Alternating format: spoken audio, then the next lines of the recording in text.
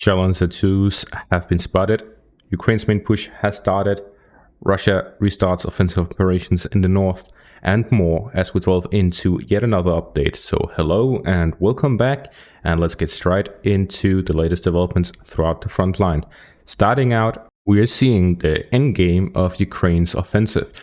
Currently, the Ukrainian forces have managed to advance north and northeast of Robotyne, where they've managed to fully capture the forest line here to the northeast of the village. They've managed to fully push Russia out of the fortifications to the north and to the northeast of the village, leaving the village itself as Russia's final defense for preventing Ukraine from capturing the village. So currently, the ongoing situation is that the Ukrainians are fighting from two directions, both from the northwest and the northeast, as they try to bypass the final Russian defenses here to the southeast of the village and try to attack it head on. There was some footage of Ukrainian forces within the village, which was reported by Syriac maps. We see here in this geolocated image from Syriac maps that the Ukrainian forces actually managed to reach all the way down here to the southeast of Robotyne, close to Russia's defensive line, and they've managed to enter all the way here inside the village to the northwest. So we're seeing the Ukrainian forces continuously attempt at capturing the village, and the reason for this is because Ukraine's main push has started. We are now in the end game of Ukraine's offensive. This is both because there's only 2 weeks left of summer. Ukraine has committed all their equipment to this battle, the current ongoing offensive. The only thing that they have not recommitted, that they have in reserve, are 2 mechanized brigades. I went around analyzing all of the brigades that the Ukrainians have prepared for this offensive. Looking at this Reuters article, we see that the leaked US intelligence document, which was leaked back in early spring, the document identified 9 brigades as the 47th, 33rd, 21st, 32nd, 37th, 118th, 117th, and 82nd brigades. These are mostly mechanized brigades. If we take a look at and compare the two between the brigades here, so first we have the 47th, which is the 47th Mechanized Brigade, which is the main one that Ukraine has been using throughout this offensive, and it is the one that was fighting north of Robotyne.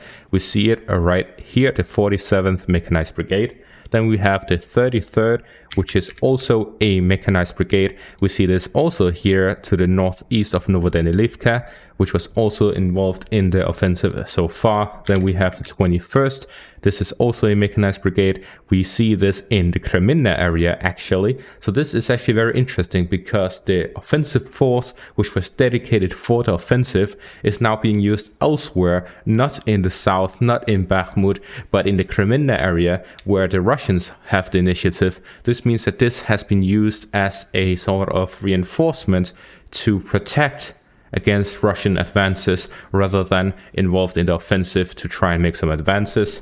Then we have the 32nd. This is also a mechanized brigade. We see this located here to the west of Svatove. And the interesting part here, this was actually used to combat the fighting over Novosibirsk and so on. All of these fighting here to the northwest of Svatove. This is the brigade trying to defend here. So we're seeing continuous attempts by Ukrainian forces to use their offensive brigades in defensive manners. Then we have the 37th. This is a marine brigade. This is used here to the southeast of Velika Novosilka in the direction of Novodonetsk. So this was one of the original forces attacking Russian positions. They attacked Novodonetsk, tried to capture it. They managed to capture it for some time. Then they were pushed out again, and fighting has continued in this area. Then we have the 118th Mechanized Brigade, which is located here to the south of Novodanilivka, also engaged in the fighting by Robotyne. We also have the 116th Mechanized Brigade. This is not involved of the ones mentioned in the article. We have the 117th, which is in reserve here to the northwest, or could be also be engaged here to the direction of Lukove, Biatatki, and so on. So we see the Ukrainian forces having their forces spread around the whole front, not just in the south, but mainly focused in the south, all the way from Vasilivka in the west to Velika Novosilka in the northeast. And then finally, we have the 82nd Air Assault Brigade here to the northwest of Velika Novosilka, which indicates that it's most likely also engaged in the fighting here by the front line. But then there are 4 brigades that are essentially unaccounted for. We don't know based on the document, we don't know based on anything which they are. However, if we take the assumption that it is most likely mechanized brigades, based on the fact that most brigades used throughout the offensive are mechanized brigades, they have to include tanks, infantry fighting vehicles, armored fighting vehicles, and so on. And then I looked through the whole back rear line of Ukrainian forces. There are only 3 mechanized brigades in the rear. There's the 62nd Mechanized Brigade, there is the 93rd Mechanized Brigade, and there's the 92nd Mechanized Brigade. That is 3 mechanized brigades throughout the whole rear. That means that of these 4, most likely at least 1 is guaranteed to be involved in the front, while the rest could be these 3. There's also the possibility that these are just ones that have returned. For example, this one, last update, 18th of February. Then there's this one, 3rd of August, 5th of August, which could indicate that these 3 are actually the ones. The 18th of February could indicate that this is a brigade that was destroyed, and then they are rebuilding it with foreign equipment and foreign soldiers, Ukrainian soldiers trained in NATO countries. These 2 are recently updated to be in the rear, which would indicate that they are being prepared to be sent to the front after their training, after equipping them, and so on. So most likely, Ukraine only has 3 mechanized brigades in reserve out of the 12 that they have prepared for this offensive, which would mean that they only have about 12,000 troops that are NATO trained and NATO equipped to make their final push. This is why we are very, very close, and we have started entering the endgame of Ukraine's offensive. So the reason I came to this conclusion is because if we take a look at this picture here, we see that there has been a Challenger tank. This was a photo posted by a Ukrainian soldier near the front line in Zaporizhzhia, where they sent this photo. It's difficult to tell where it is because they have blurred out the scenery. We can just see the yellow flowers in the background, but essentially the Ukrainian forces are preparing the Challengers to be sent to the front. This means that they are preparing for the final push, and as I've said many times, the final push will happen as soon as Ukrainians capture Robotyne. So they are already prepared for this final push. They're just waiting for Robotyne to be captured. So they're pouring everything they have in this sector towards Robotyne to capture it, which is why we're seeing the recent developments and advances by the Ukrainian forces, because they're holding nothing back. Then we move on to the Staromayorske, Urozhaine area, where here the Ukrainian forces have finally fully captured Urozhaine after the Russian withdrawal a couple of days ago. So now we see, based on this video released by the 35th Marine Brigade of the Ukrainian forces, then it was posted by Deep State Map, which is where I found it, and it was later confirmed by Syriac Maps. With this, the Ukrainian forces have full control over Urozhaine, and earlier throughout the day we have heard multiple reports of Ukrainian forces already starting to attack Sevitne-Bashania. They're attacking from 3 directions: from the Staromayorske area towards the village, from the Urozhaine area towards the southwest, and towards the southeast, by the intersection by the river line, and then the forest area by the river line straight towards it, and then by the Staromayorske area where they're trying to fight over the heights to the northwest of the village.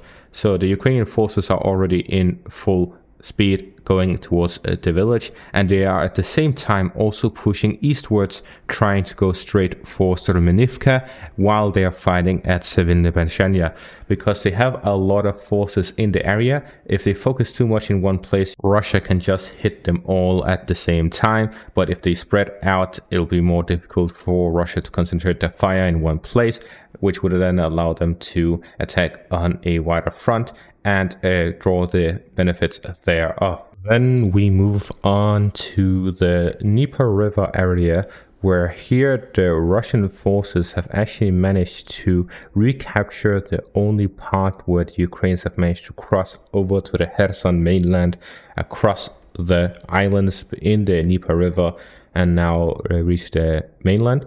The Russians have managed to push them out of the area and managed to recapture it. Then we move on to the Kharkiv area, where there are two areas we need to talk about. First off, in the very north, fighting continues in the Sinkivka, Kotlярivka and Kislivka areas as the Russian forces continue their attempts at advancing in these areas and continuously try to push the Ukrainian forces.